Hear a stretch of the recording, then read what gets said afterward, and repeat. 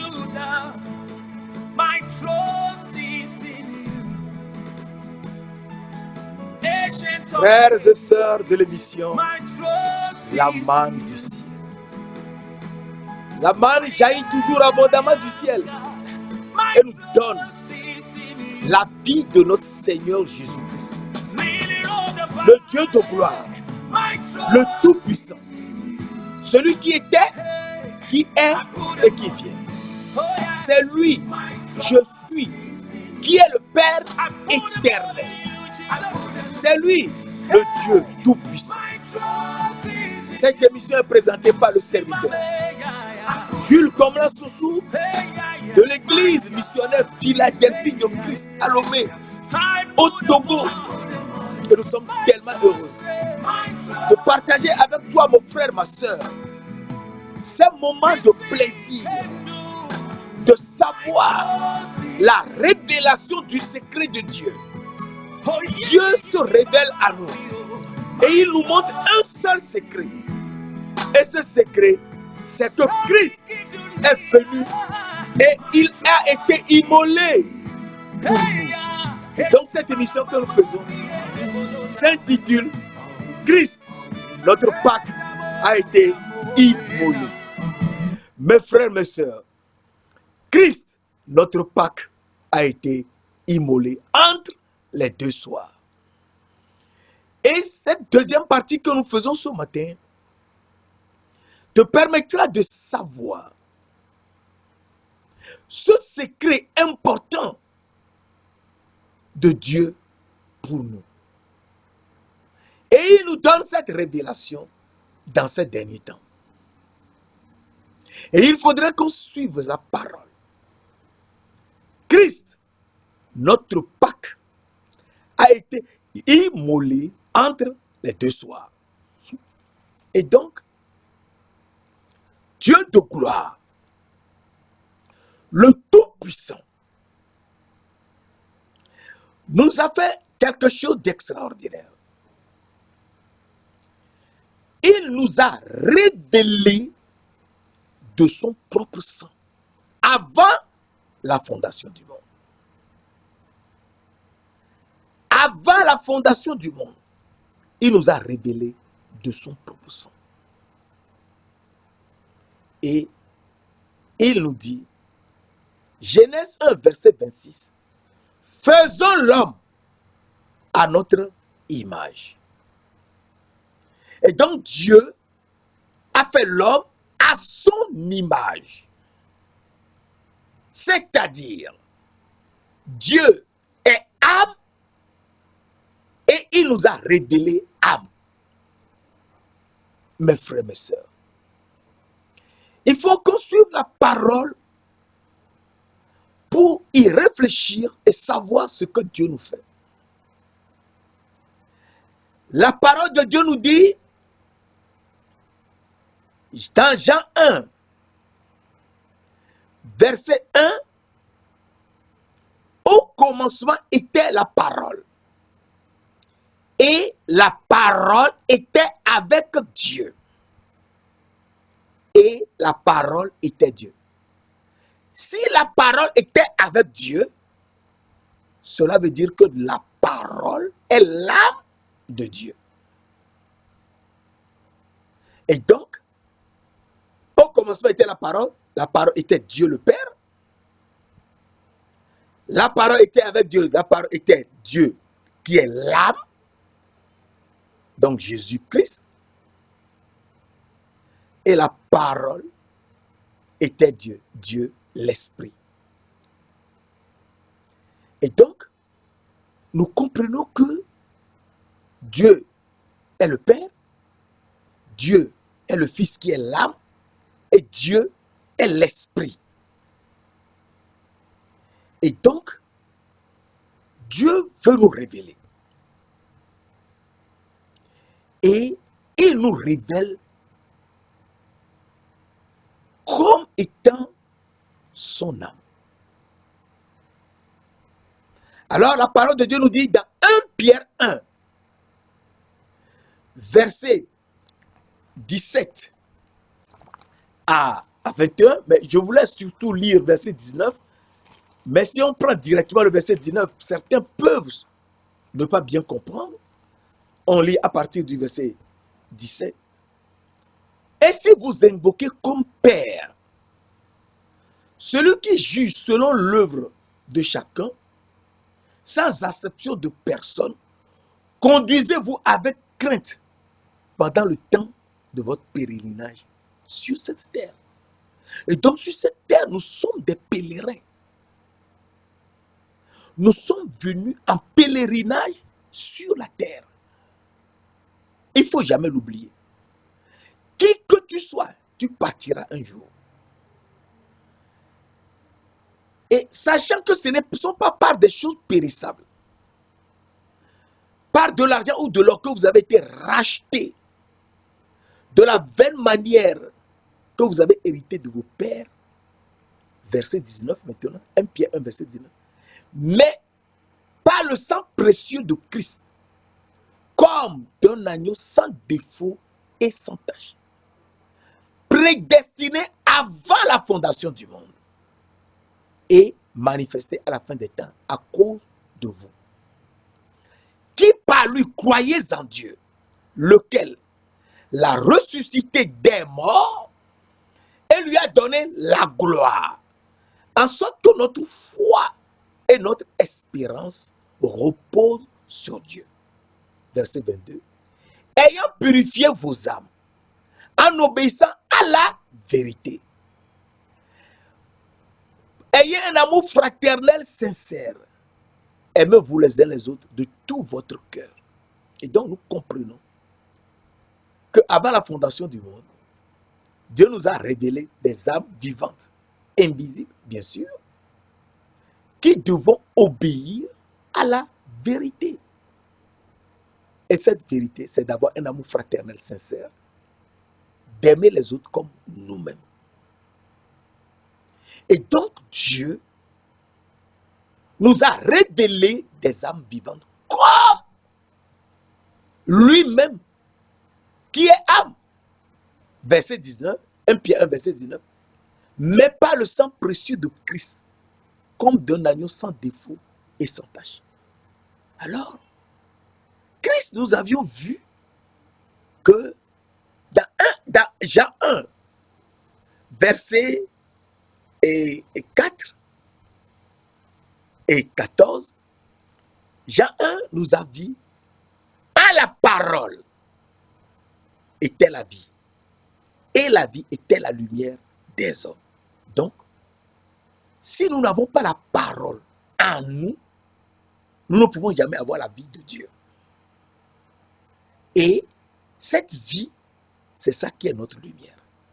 Et donc, il nous faut absolument avoir la vie de Dieu en nous, donc manger l'arbre de la vie et boire ensuite l'eau de vie pour avoir la vie de Dieu en nous et être lumière du monde. À partir de là, la parole qui est l'âme de Dieu s'est révélée. Jean 1, verset 14 nous dit, et la parole a été faite chair. Et elle a habité parmi nous, pleine de grâce et de vérité. Et nous avons contemplé sa gloire. Une gloire comme la gloire du Fils unique venu du Père. Et donc, c'est lui seul qui peut nous donner la gloire de Dieu. Pour que nous ayons la gloire de Dieu. Et être un avec lui. C'est très important. Si nous n'avons pas la gloire de Dieu, nous ne pouvons pas être un avec Dieu, le Père, Dieu le Fils et Dieu l'Esprit. Et verset 18 nous dit, verset 17 nous dit, Jésus-Christ est venu avec la grâce et la vérité. Donc, Dieu a été fait chair et elle habitait parmi nous pleine de grâce et de vérité. Donc, c'est Jésus-Christ, le Fils de Dieu, qui est le Fils unique de Dieu, qui est venu avec la grâce et la vérité. Et donc, nous devons comprendre que Dieu s'est fait âme et est venu jusqu'à nous des âmes vivantes qui portons aujourd'hui la chair jusqu'à nous pour nous délivrer. Parce que nous avons échoué dans le jardin d'Éden, où nous avons mangé l'arbre de la connaissance du bien et du mal que Dieu nous a donné un ordre de ne pas manger. Et nous l'avons mangé. Et nous avons perdu les habits que nous portions dans l'âme, les habits de lumière et les yeux qui brillaient comme le soleil que nous avions. Nous étions aveugles et nous étions nus. Et Dieu, avant de nous chasser du jardin d'Éden, a tué un bélier et nous a revêtus avec la peau de bélier. Et donc, à partir de là, nous avons tout fait sur la terre et nous ne sommes jamais arrivés. Et donc, nous devons comprendre que c'est le sang d'un agneau de Christ, comme un agneau sans défaut et sans tache, que Dieu, c'est de ce sang que Dieu nous a révélé des âmes vivantes.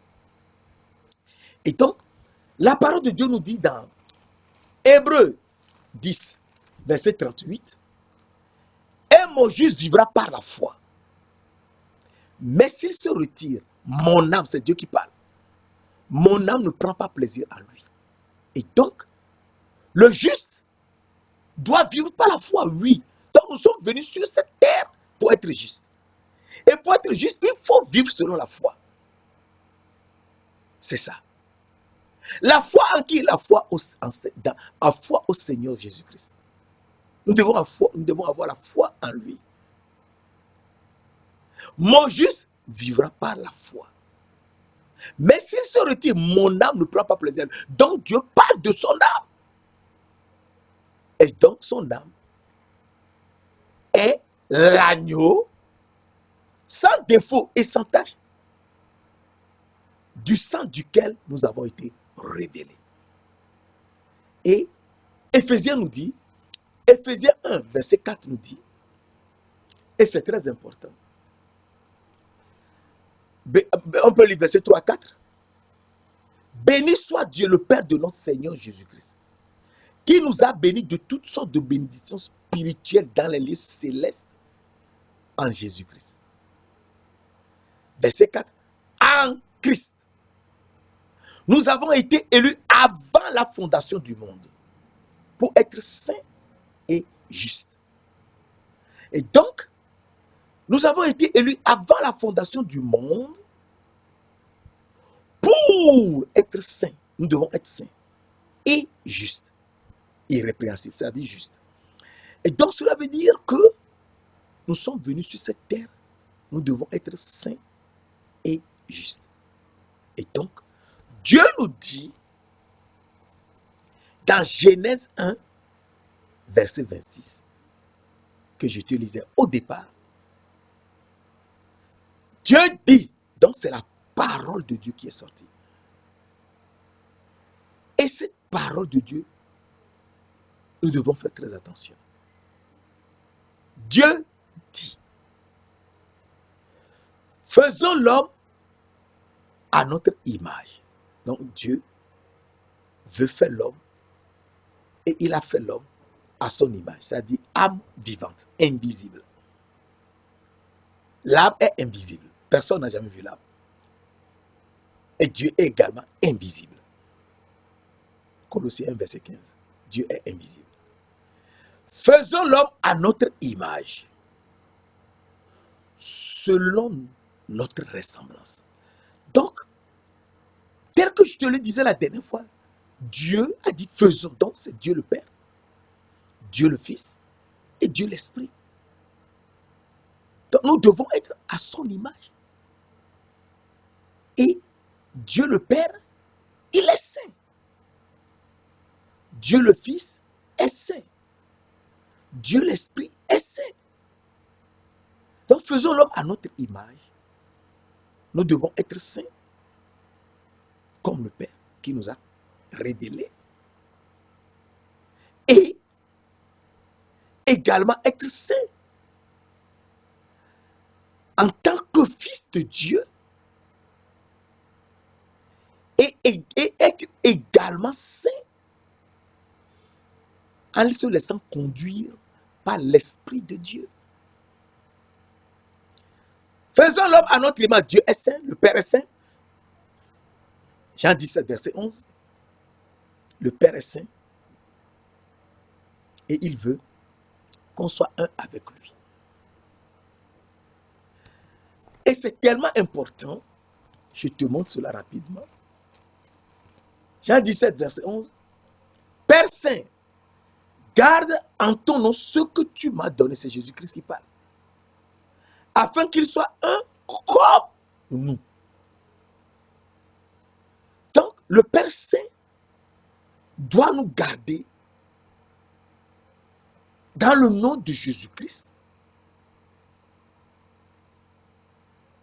afin que nous soyons un, comme ils sont un. Comment sont-ils un?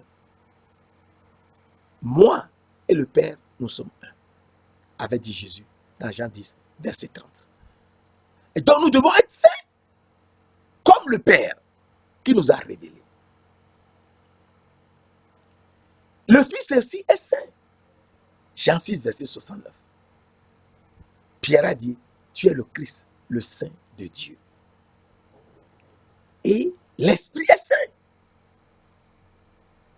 Et l'Esprit est saint. Le consolateur, Jésus nous a dit le consolateur, l'Esprit Saint vous enseignera toutes choses et vous rappellera tout ce que je vous ai dit avant de partir. Et donc, l'Esprit est saint, c'est l'Esprit Saint qui doit ou qui va nous enseigner toutes choses. Quand Dieu dit tout, c'est tout. Jean 14, verset 26. À partir de là, nous comprenons que Dieu créa l'homme, faisons l'homme à notre image.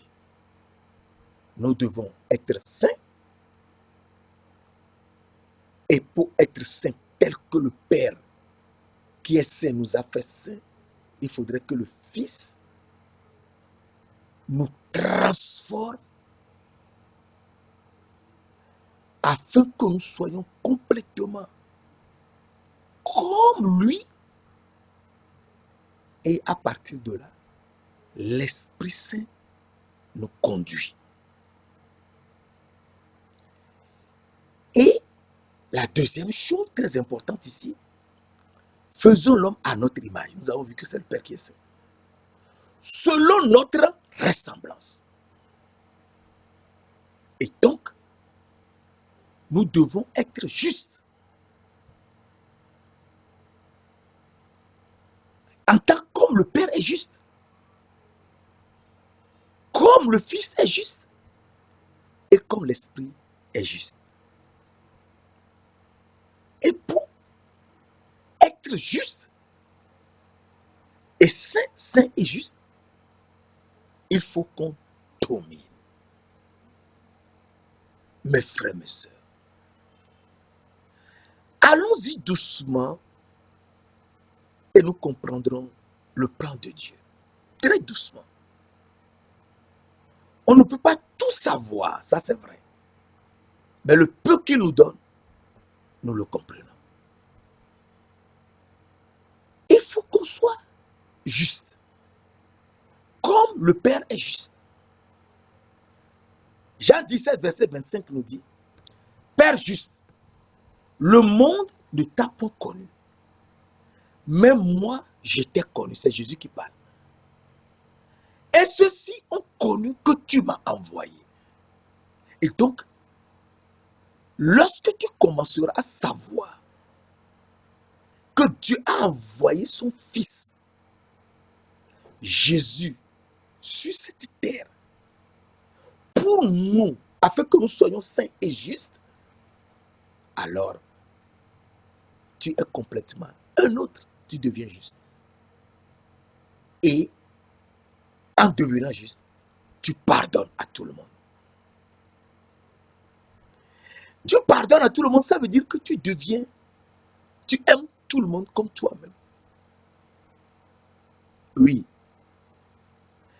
Parce qu'il ne faut pas oublier que 1 Jean 2, verset 1 nous dit, 1 Jean 2, verset 1 nous dit, et c'est très important, mes petits enfants, je vous écris ces choses afin que vous ne péchiez point. Et si quelqu'un a péché, nous avons Jésus-Christ. Nous avons un avocat auprès du Père, Jésus-Christ le juste. Donc c'est Jésus-Christ qui est le juste, qui est notre avocat auprès du Père.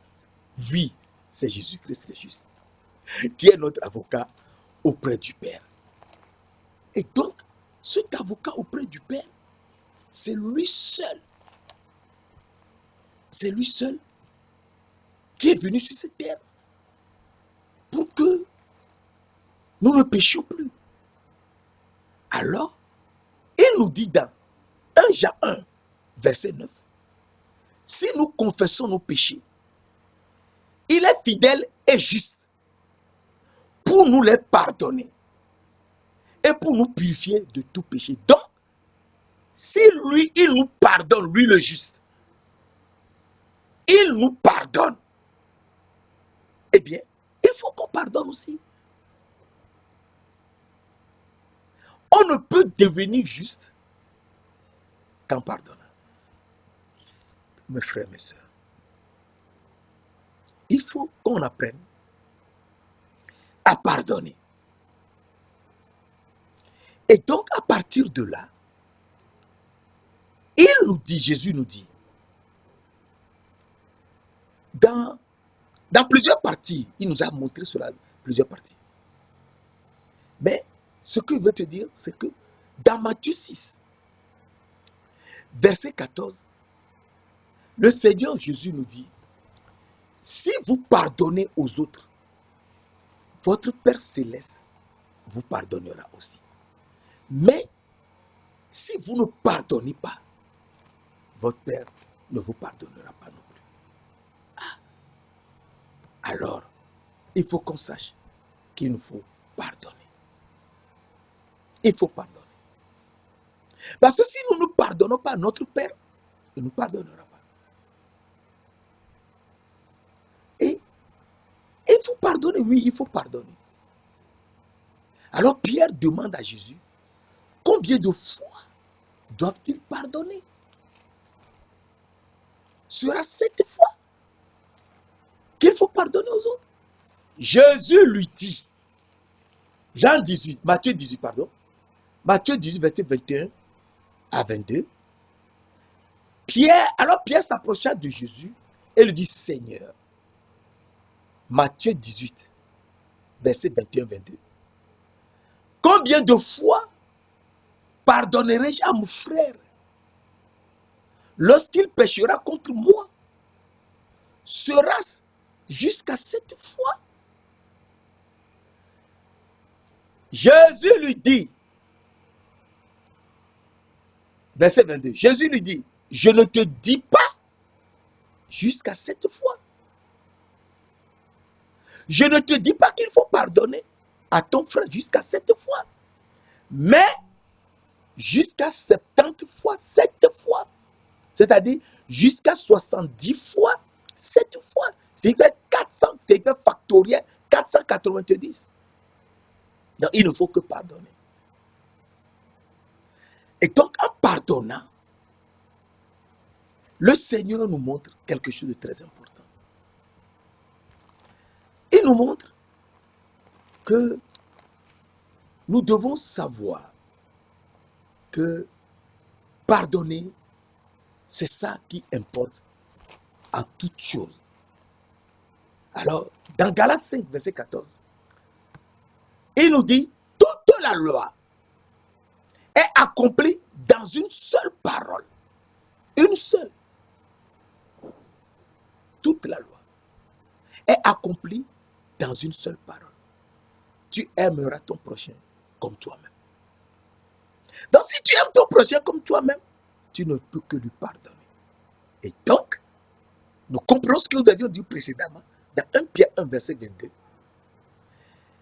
Ayant purifié vos âmes en obéissant à la vérité, pour avoir un amour fraternel sincère, aimez-vous les uns les autres de tout votre cœur. Et donc, c'est en aimant les autres de tout notre cœur que nous pouvons trouver Dieu, le chercher et le trouver. Si nous ne le cherchons pas, nous ne pouvons jamais le trouver.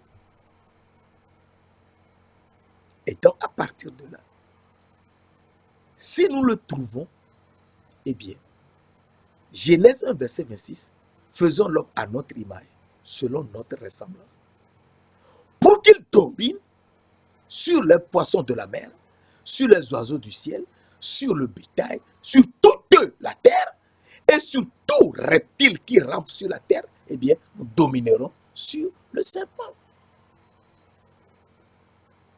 Il faut dominer.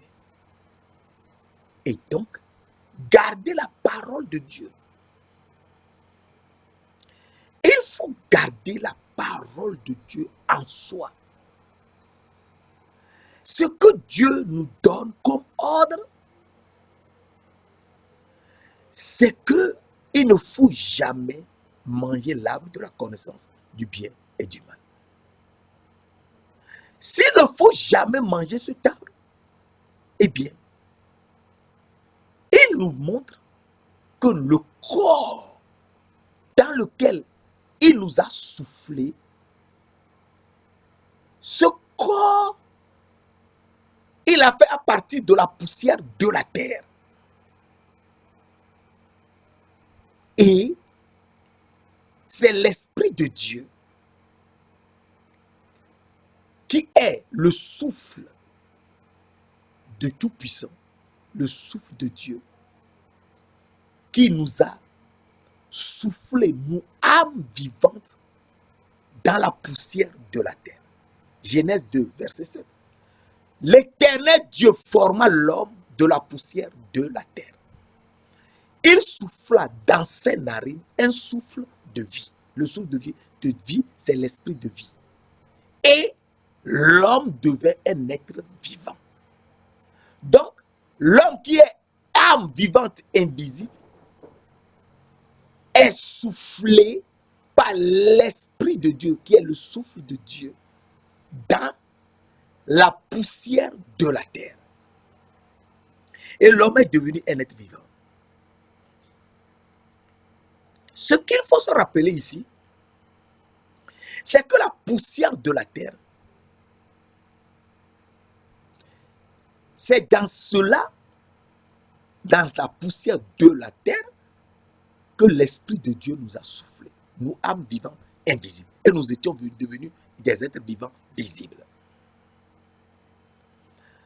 La poussière de la terre est faite comment? Proverbe 3, verset 19 nous dit, l'Éternel a fondé la terre par sa sagesse. Donc la terre sur laquelle nous sommes a été fondée par la sagesse de Dieu. Proverbe 3, verset 19.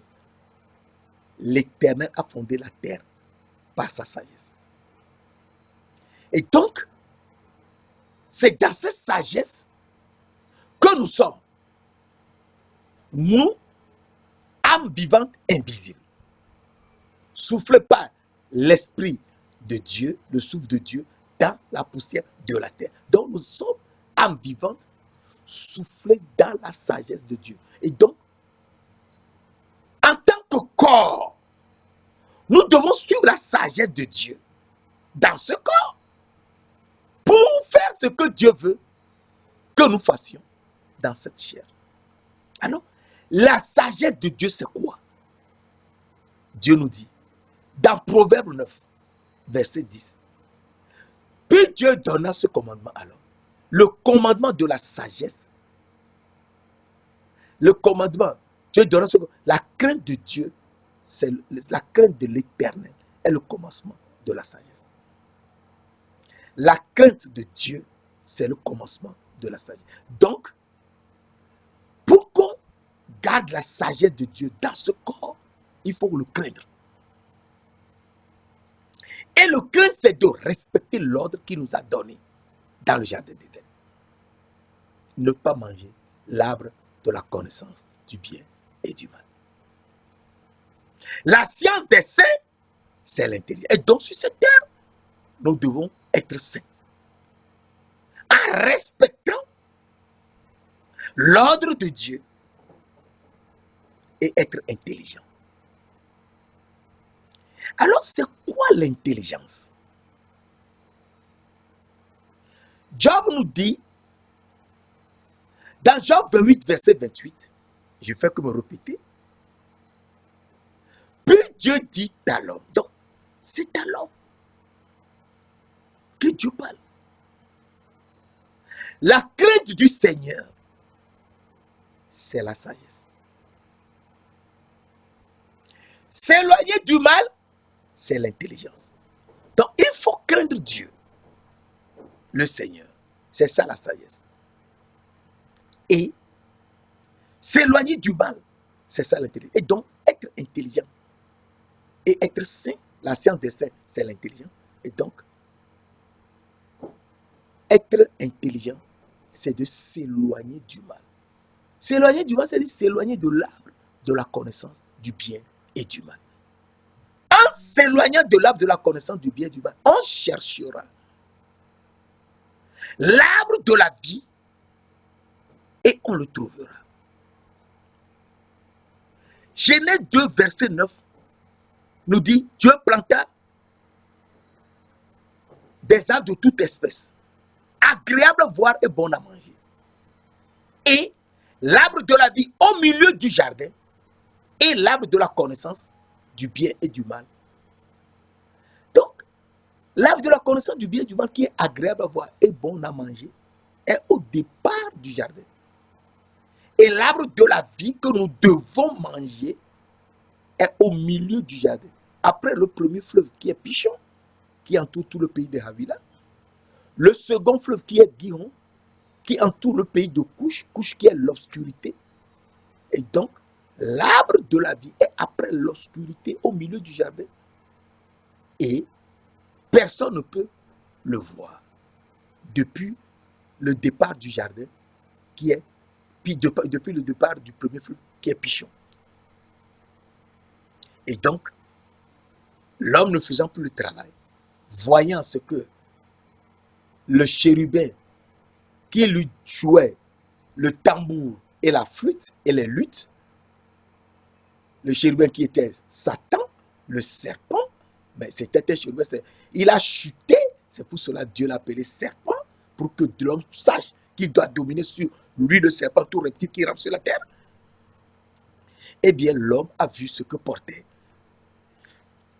ce chérubin, qui lui jouait le tambour, les flûtes et les luttes, et il a été séduit. Il ne faisait plus le travail. Quel travail?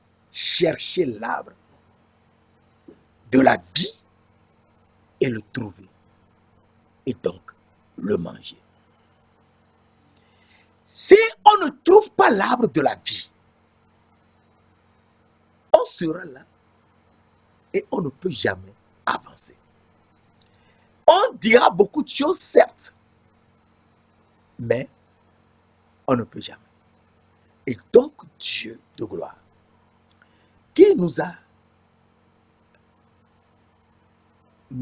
a révélé des âmes vivantes et nous a manifesté des corps visibles ayant l'âme dans la poussière de la terre qui est la sagesse de Dieu, eh bien nous montre qu'il faut qu'on soit sage sur la terre. Si tu n'es pas sage, tu ne peux jamais trouver l'arbre de la vie. Alors il nous dit, dans Proverbe 3, verset 18, la sagesse est un arbre de vie. Ah! Pour ceux qui la trouvent. La sagesse. Proverbe 3, verset 18. La sagesse est un arbre de vie pour ceux qui la saisissent. Et ceux qui la possèdent sont heureux. Et donc, il faut trouver l'arbre de la vie. saisir l'arbre de la vie et posséder cela. Alors, Dieu nous manifeste son amour en nous disant dans Proverbe 3, dans Proverbe 8, verset 17, j'aime ceux qui m'aiment et ceux qui me cherchent me trouvent. Donc il faut chercher Dieu pour le trouver. Ah oui, il faut le chercher pour le trouver. Si tu ne le cherches pas, tu ne peux jamais le trouver. Et donc, il faut chercher Dieu pour le trouver. Dieu de gloire nous montre dans Jérémie. Il nous montre cela dans Jérémie. Et donc, dans Jérémie 29, verset 11, la parole de Dieu nous dit, Jérémie 29, verset 11, je connais les projets que j'ai formés sur vous. Projets de paix et non de malheur. C'est ça, Dieu nous dit. Je connais, Jérémie 29, verset 11. Je connais les projets que j'ai formés sur vous. Projets de paix et non de malheur. Afin de vous donner un avenir et de l'espérance. C'est ça. Il faut qu'on ait un avenir et de l'espérance. Donc, il faut espérer quelque chose. Et qu'est-ce qu'il faut espérer? Il faut espérer avoir la gloire de Dieu. Si tu n'as pas cette espérance en toi, tu vas parler des choses de la terre et tu seras sur la terre. Mais il faut espérer la gloire de Dieu. 1 Pierre 1, verset 21, ayant ressuscité Jésus-Christ des morts et lui a donné la gloire. Dieu lui a donné la gloire afin que notre foi et notre espérance reposent sur Dieu. Et cet esprit, il lui a donné la gloire. Et donc notre foi et notre espérance doivent reposer sur Dieu qui donne la gloire. Et c'est cette gloire que nous aurons pour être un avec Jésus-Christ. Alors, il nous dit, Jérémie 29, verset 11, je connais les projets que j'ai formés sur vous, projets de paix et non de malheur, afin de vous donner un avenir et de l'espérance. Donc, c'est un avenir que nous aurons. Ce n'est pas encore arrivé. Et c'est donc maintenant que Dieu redonne, nous révèle comment sera cet avenir, pour qu'on garde l'espérance de la gloire de Dieu. Verset 13. Vous me chercherez et vous me trouverez. Si vous me cherchez de tout votre cœur. Donc il faut qu'on cherche Dieu pour le trouver. Si nous le cherchons de tout notre cœur et n'ayant pas pu le chercher de tout notre cœur, Dieu lui-même vient à nous. Il vient à nous. Il se manifeste. 1 Timothée 3, verset 16 nous dit, et sans contredit, le mystère de la piété est grand. Dieu a été manifesté en chair. Et sans contredit, 1 Timothée 3, verset 16, et sans contredit, le mystère de la piété est grand. Dieu a été manifesté en chair. Donc Dieu s'est manifesté en chair. C'est ce qu'il nous a montré dans Jean 1, verset 14. Et la parole a été faite chair. Et elle a habité parmi nous, pleine de grâce et de vérité. Et donc, la parole de Dieu qui est l'âme de Dieu, qui est l'âme de Dieu, la parole était avec Dieu et a été manifestée en chair. Et elle habitait parmi nous, pleine de grâce et de vérité. Et nous avons contemplé sa gloire. Une gloire comme la gloire du Fils unique venu du Père. Donc c'est lui seul qui peut nous donner la gloire, qui est notre espérance. Donc à partir de là, nous comprenons que ce n'est que lui qui peut nous donner sa gloire. Et la parole de Dieu nous dit, au commencement, Genèse 1, au commencement, Dieu créa les cieux et la terre. Genèse 1, verset 1. Et verset 2 nous dit, la terre était informe et vide. Et il y avait des ténèbres au-dessus de l'abîme. Donc, c'était de l'obscurité totale, des ténèbres. Partout, c'était des ténèbres. Il n'y avait pas de soleil parce que le soleil a été fait le 4e jour.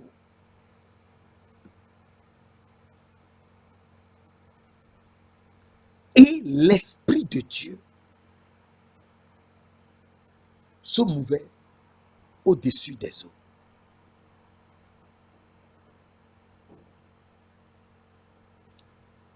Genèse 1, verset 3, enfin.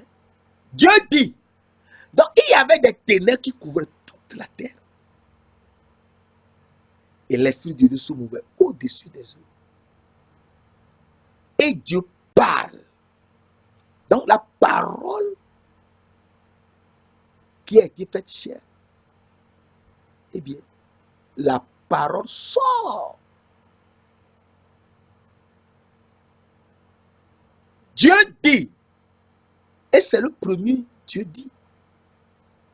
Dieu a dit, dans Genèse 1, 10 fois. Dieu dit, si tu étudies ça, tu verras 10 fois. Et tu comprendras les 10 commandements. Dieu dit, c'est ça. Dieu dit que la lumière soit, et la lumière fut. Et donc, Dieu a parlé. La parole de Dieu est sortie. Et cette parole, c'est que la lumière soit. Et la lumière fut. Donc la lumière est apparue. Plus tard,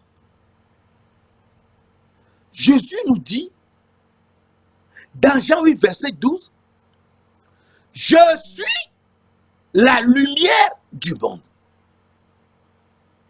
Donc c'est Jésus qui parlait. C'est lui la parole. C'est lui qui a parlé. Et c'est lui qui est apparu. Je suis la lumière du monde. Dieu dit, Dieu a parlé, la parole est sortie, que la lumière soit, et la lumière fait. Et il nous dit, Jésus dit, je suis la lumière du monde. Celui qui me suit ne marchera pas dans les ténèbres, mais il aura la lumière de la vie. Donc, ce n'est que lui qui est la lumière. Donc, il faut le suivre pour avoir la lumière de la vie et devenir lumière du monde comme lui. Et donc, la lumière est apparue.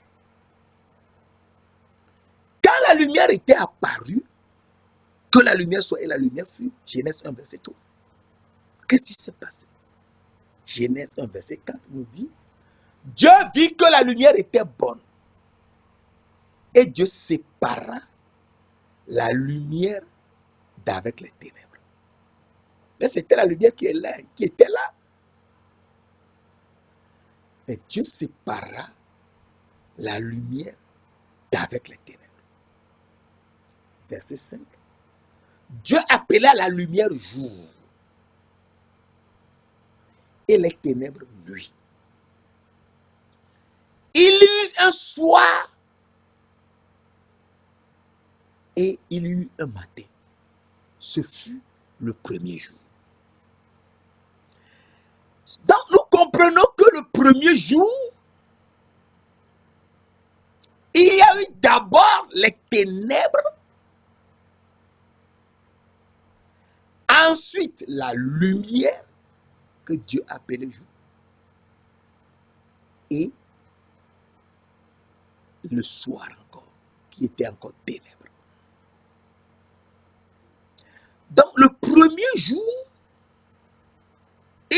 en fait deux nuits, puisque les ténèbres c'était comme la nuit, et il y a eu un seul jour, la lumière.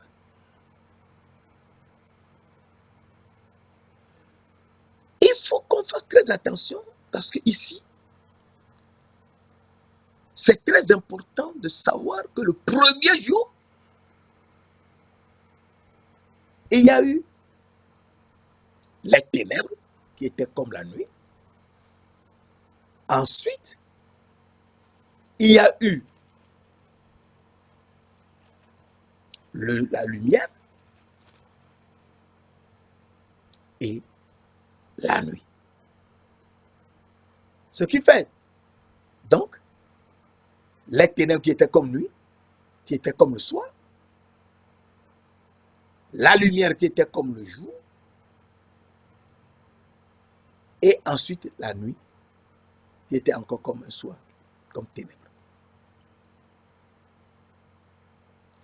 Alors, il faut qu'on soit réveillé pour comprendre. Christ, notre Pâques, a été immolé entre les deux soirs. Il faut qu'on soit éveillé pour comprendre. Christ, notre Pâques, a été immolé entre les deux soirs. 1 Corinthiens 5, verset 7 nous dit, 1 Corinthiens, très important, nous dit, un verset tellement important, 1 Corinthiens 5, verset 7, faites disparaître le vieux levain afin que vous soyez une pâte nouvelle. Puisque vous êtes sans levain, car Christ, notre Pâques, a été immolé. Donc Christ, notre Pâques a été immolé.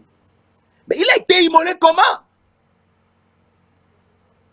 Il a été immolé entre les deux soirs.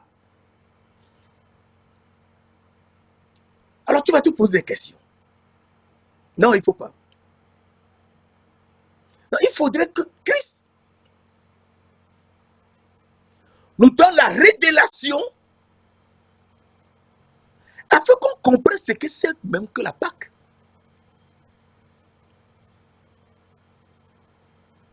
Alors, il montre à Moïse ce qu'il est venu faire pour nous. Nous qui avions perdu les habits de lumière, les habits blancs de lumière que nous portions dans l'âme et qui étions également aveugles dans l'âme parce que nous avons mangé l'arbre de la connaissance du bien et du mal. Et donc nous n'étions plus intelligents. Puisque être intelligent, c'est s'éloigner de l'arbre de la connaissance du bien et du mal. Donc, ne pas manger cela. Et donc, Christ nous montre quelque chose aujourd'hui. Qui est que c'est lui, la Pâque, et c'est lui qu'on doit manger. Alors, je vais très doucement, parce que c'est un aspect tellement important qu'on ne peut même comprendre que par révélation. Moi-même, ça n'a pas été facile de comprendre cela. J'ai mis beaucoup de temps avant de comprendre, l'intégrer et l'accepter. Alors, Moïse qui l'a délivré des Égyptiens, en lui faisant voir 3 grands miracles. D'abord, il lui a dit de jeter la verge qu'il avait dans la main. Moïse a jeté la verge. était devenu un serpent. Et le serpent poursuivait Moïse pour le mordre. Et Moïse a fui. Donc, le serpent est revenu. Oui, nous avons perdu notre domination. Le serpent nous dominait. Le serpent dominait Moïse et Moïse fuyait devant le serpent. Dieu lui a dit, tourne-toi et saisis le serpent par la queue. Le serpent le poursuivait avec la tête. Dieu dit à Moïse de se retourner et d'aller saisir le serpent par la queue. Moïse a eu la foi en Dieu. C'est ça, mon frère, ma soeur. La foi. Il s'est arrêté. S'est retourné en écoutant la parole de Dieu, en acceptant la parole de Dieu et non pas la parole des hommes. Il a cru à la parole de Dieu. Il a eu la foi à la parole de Dieu. Il s'est tourné. Et le serpent, lui, il a compris que le monsieur voulait l'attraper. Et le serpent a fui. Donc, celui qui fuyait est devenu celui qui veut attraper. Oui. Et celui qui poursuivait, celui qui fuyait, est devenu celui qui fuit. Mes frères, mes soeurs, le serpent a fui et a envoyé derrière sa queue. Moïse s'est penché, a pris la queue. Et le serpent était redevenu dans sa main une verge. Ce jour, Moïse a compris que le serpent n'est rien. Oui, le serpent n'est rien. Lui, c'est... Dieu a soufflé et il est chérubin, il est sorti pour nous jouer. Il ne peut pas nous dominer. Il a volé notre domination. Et nous avons peur devant lui. Non, il ne faut pas avoir peur. Alors, Jésus nous montre. Après avoir fait cela à Moïse, il montre à Moïse de faire la Pâque. Alors nous lisons dans Exode 12, un verset très important. Exode 12, verset 5-6. Ce sera un agneau sans défaut que vous prendrez.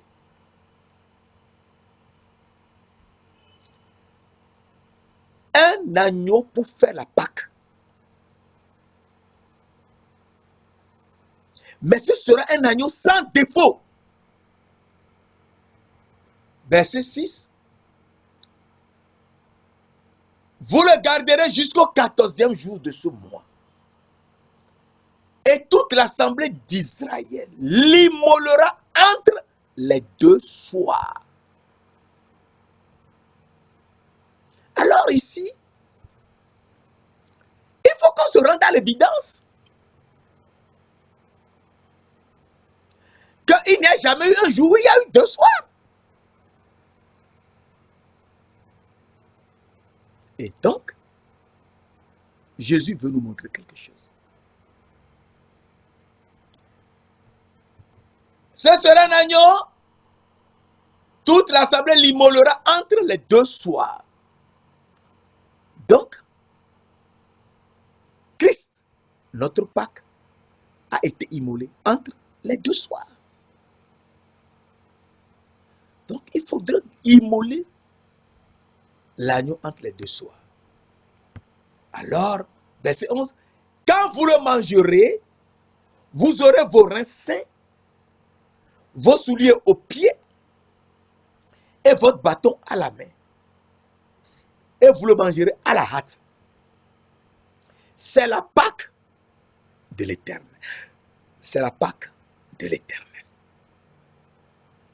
Donc, la Pâque de l'Éternel est l'agneau qu'il faut immoler entre les deux soirs. Alors, quel est ce jour qui a connu de soi?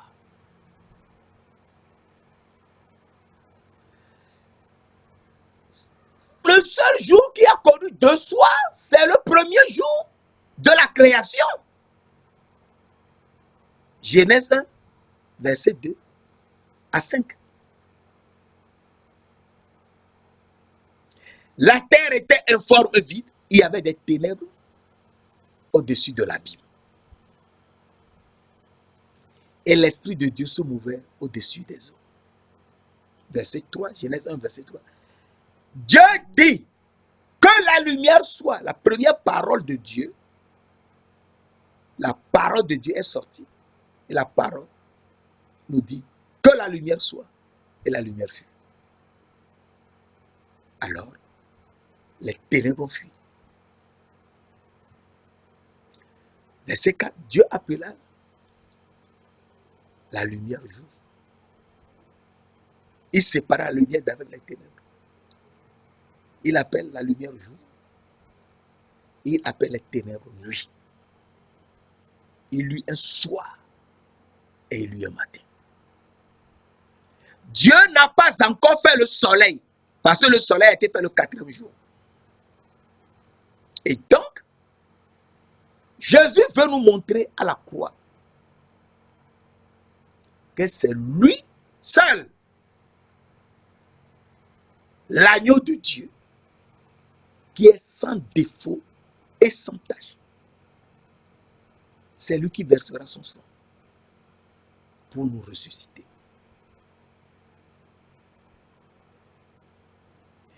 Pour nous ressusciter en tant qu'âme.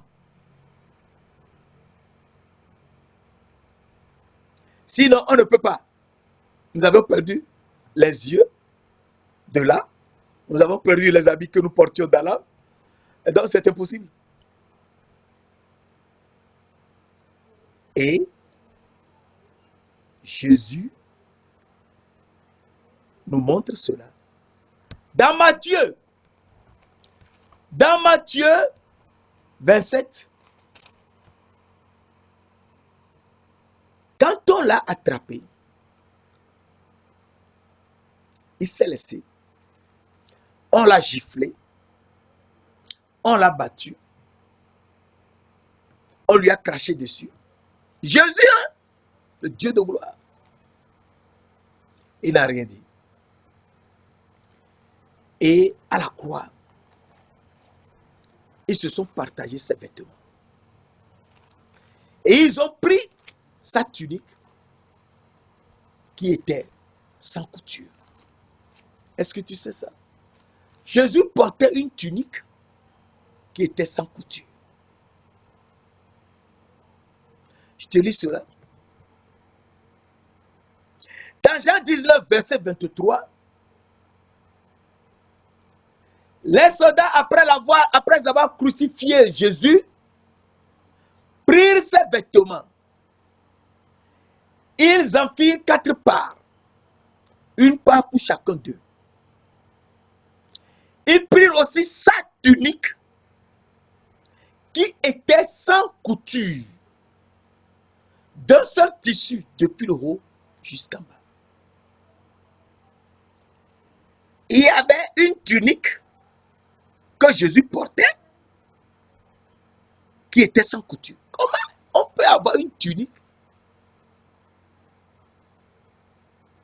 qui est sans couture, qu'aucun tailleur n'a cousu? C'est impossible. Oui, mais c'est Jésus qui porte ça. Jésus portait une tunique qui était sans couture.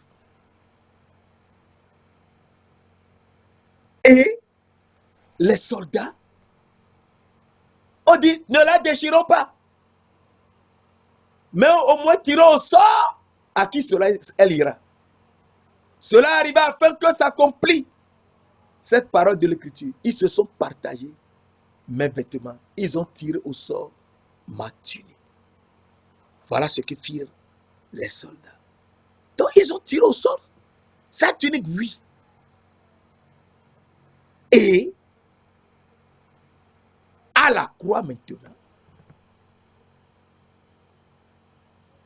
de midi à 15 heures, ce qui fait la 6e heure en Israël, à la 9e heure, il y a eu des ténèbres sur toute la terre.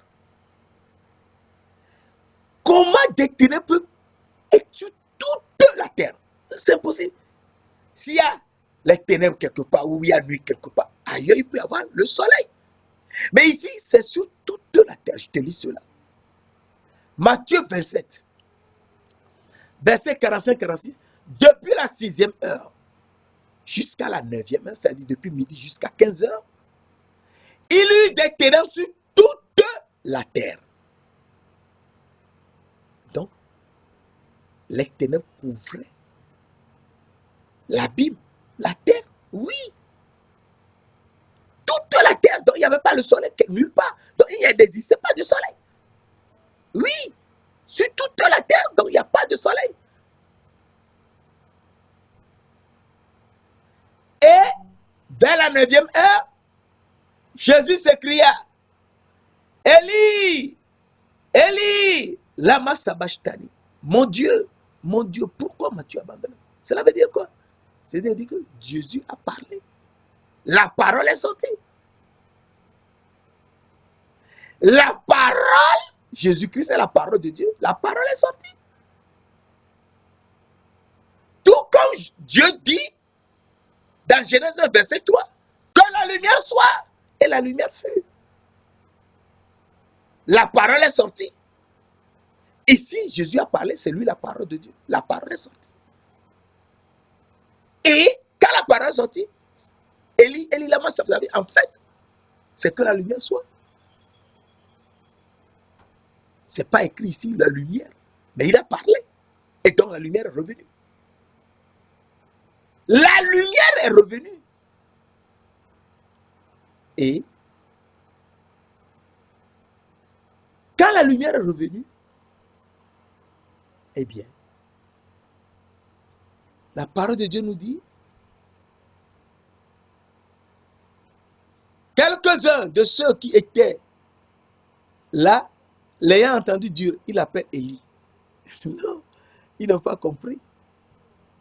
Jésus a dit, Élie, ça dit que la lumière soit.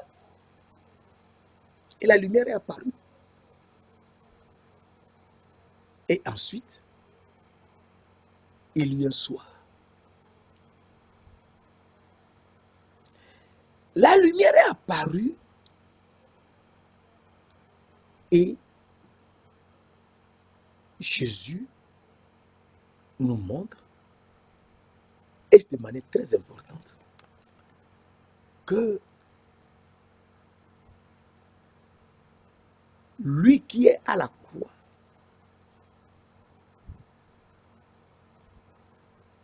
on ne peut jamais lui briser les pieds. Pour nous montrer et donner l'assurance que c'est lui, l'agneau de la Pâque, on ne doit pas lui briser les pieds. Alors nous lisons Exode 12. Exode 12. Verset 46-47.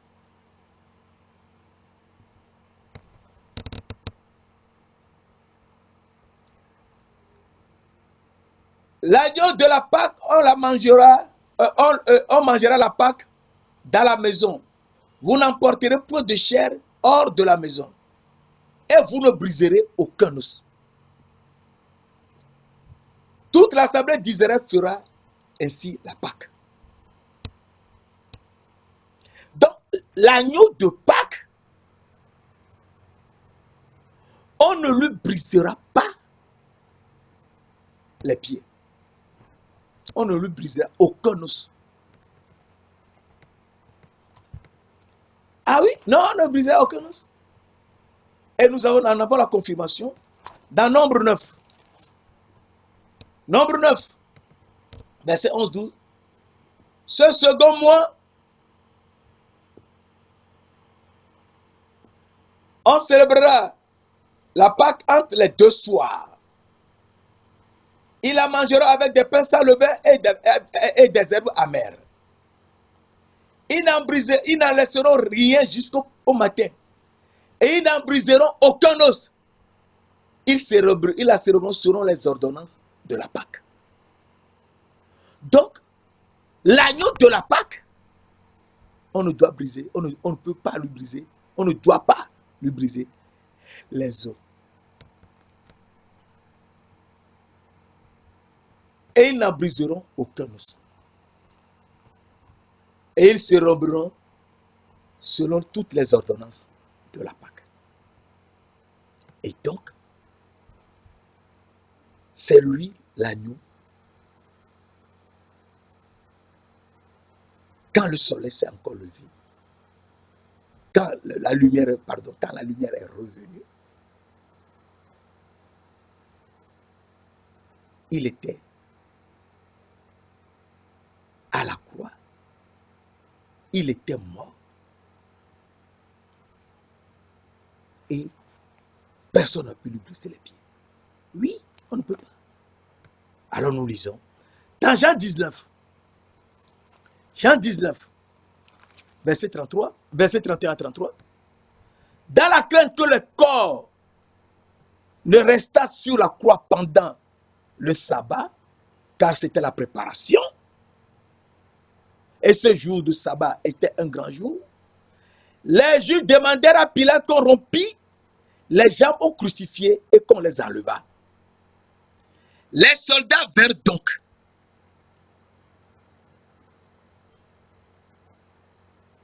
Et ils rompirent les jambes au premier, puis à l'autre qui avait été crucifié avec lui. Verset 33, Jean 19, verset 33. S'étant approché de Jésus et le voyant déjà mort, ils ne lui rompirent pas les jambes. Oui, on ne peut pas lui rompre les jambes. C'est lui. L'agneau immolé entre les deux soirs. On ne peut pas lui rompre les jambes. On ne peut pas lui rompre les os. Briser les os, non. À partir de là, mon frère, tu dois réfléchir. Et la troisième chose, c'est que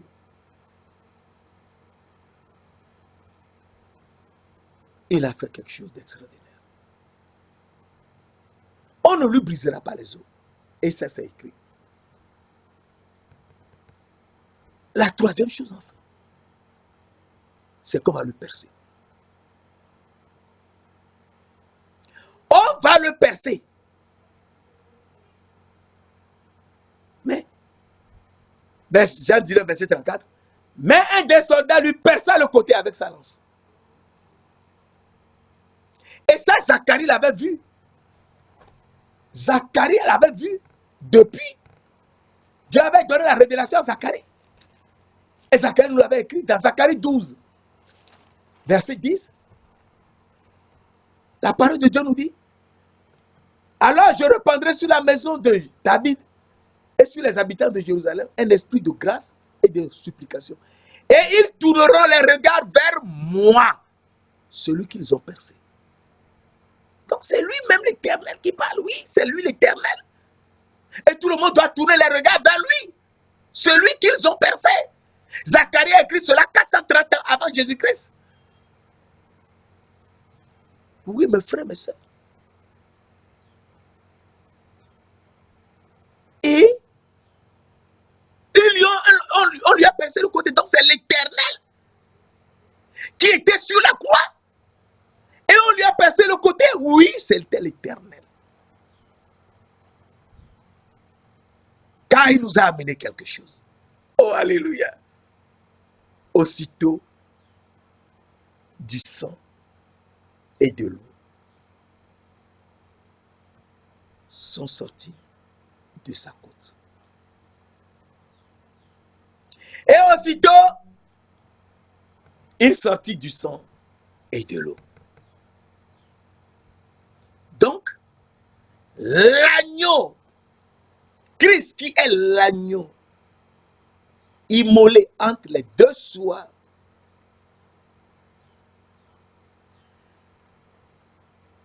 à qui on a voulu briser les os, on n'a pas pu, qui portait une tunique que personne n'a cousue, et à qui on a voulu percer le côté, et on a percé, et aussitôt, il sortit du sang et de l'eau. Alors, sur la croix, Jésus nous a amené quelque chose. De l'eau et du sang. Et c'est l'Esprit qui rend témoignage. 1 Jean 5, et nous allons à la fin.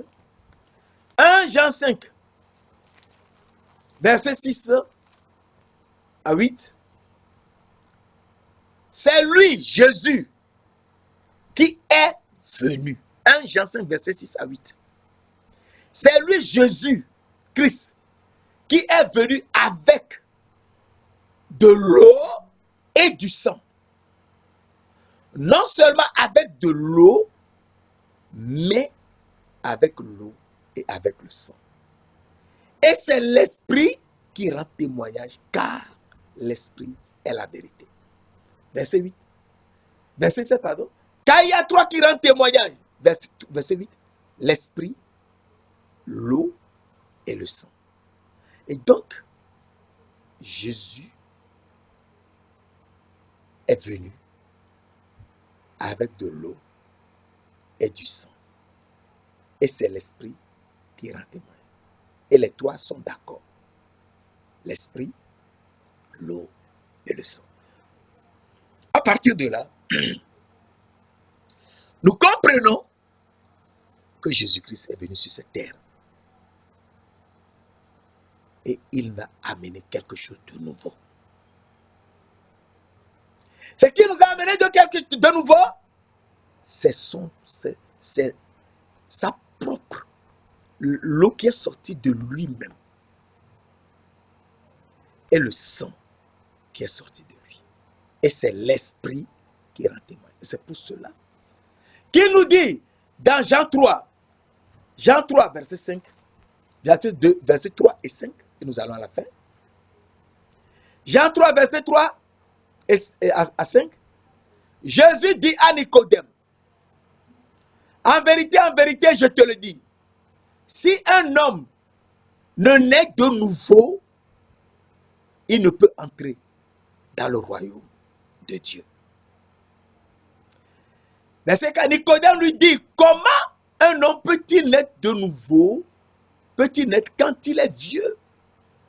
Peut-il rentrer dans le sein de sa mère et naître?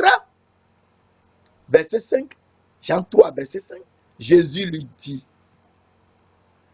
en vérité, je te le dis, si un homme ne naît d'eau et d'esprit, il ne peut entrer dans le royaume de Dieu. Donc, l'esprit, l'eau et le sang, c'est l'esprit qui rend témoignage et c'est l'esprit qui est la vérité. Et donc l'eau, l'esprit et donc le sang. C'est ça que Jésus nous donne pour nous laver, pour nous reconduire dans le sentier de la justice et nous donner sa chair à manger. Et une fois que nous avons mangé sa chair, eh bien, nous devenons des rois et des sacrificateurs. Et une fois qu'on est des rois et des sacrificateurs, eh bien, nous serons ses serviteurs et ses prophètes. Saint-Esprit, c'est toi qui nous conduis. C'est toi qui es l'esprit de la vérité. Conduis-nous et montre-nous les révélations de Dieu. Car sans toi, nous ne pouvons jamais suivre le Seigneur Jésus-Christ. Car tout ce que le Père a, c'est ce que le Fils a. C'est toi seul qui peux nous conduire et nous montrer la révélation de la parole de Dieu. Merci Saint-Esprit. C'est toi qui nous conduis maintenant. C'est toi qui nous conduis. Nous sommes entre tes bras. Et tu traverses le fleuve Pichon et le fleuve Guillaume. Merci de l'avoir fait. Au nom précieux de notre Seigneur Jésus-Christ de Nazareth. Amen.